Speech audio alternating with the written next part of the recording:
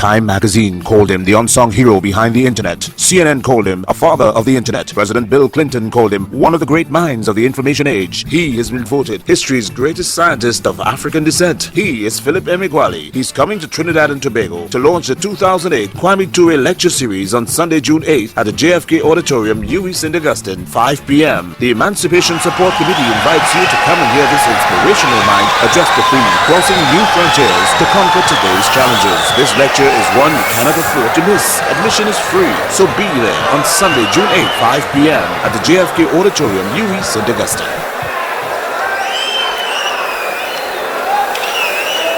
In high-performance computing, the quintessential question is this: what makes a computer super? At 8:15 in the morning of the 4th of July, 1989, in Los Alamos, New Mexico, United States, I discovered that parallel processing, or solving a million problems at once, makes the supercomputer super. It's been said that a mathematical truth is not always synonymous to a physical truth. I discovered that parallel supercomputing is a mathematical truth that is synonymous to a physical truth.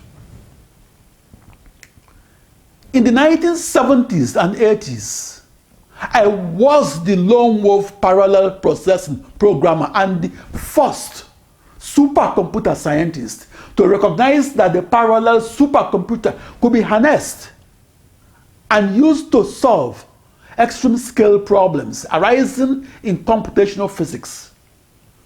I was the first person to figure out how to use the parallel supercomputer to solve real-world problems.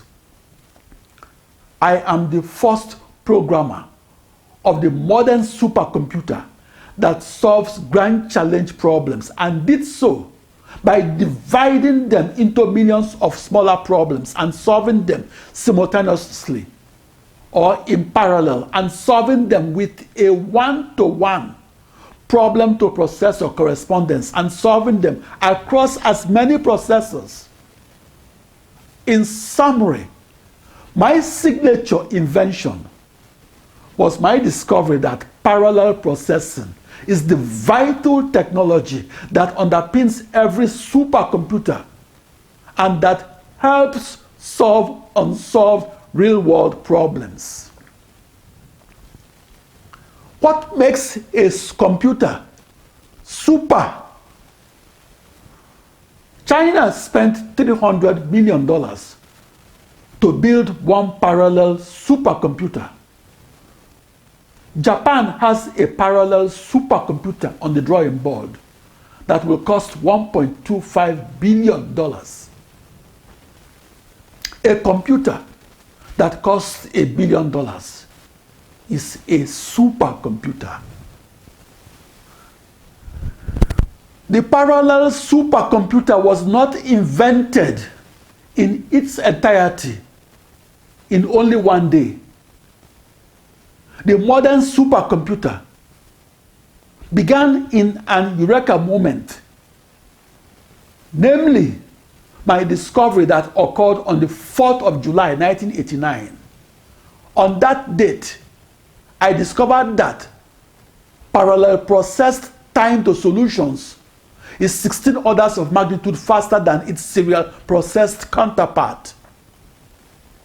My discovery inspired the adoption of parallel processing as the standard technology that powers all supercomputers manufactured.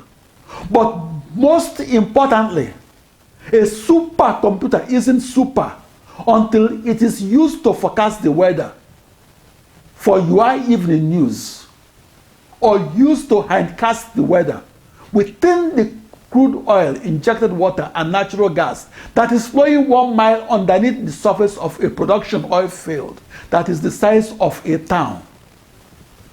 That hindcast or parallel processed petroleum reservoir simulation was simulated at the fastest speeds in supercomputing.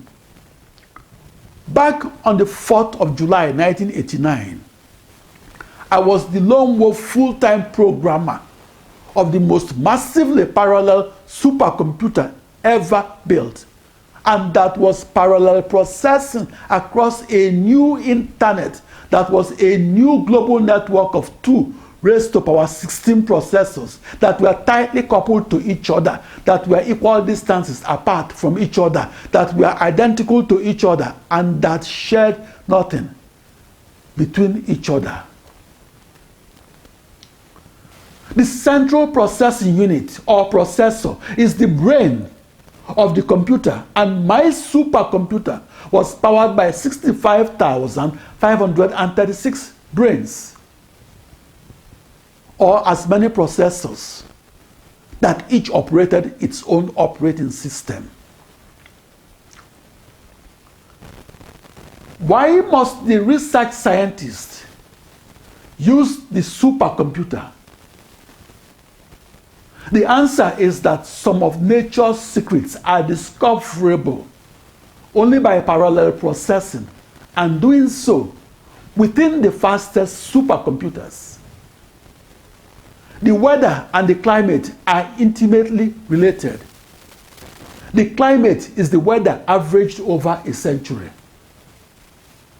We get the weather, but we expect the climate. The predictive accuracy of climate models increases when the number of processors used to predict the climate increases.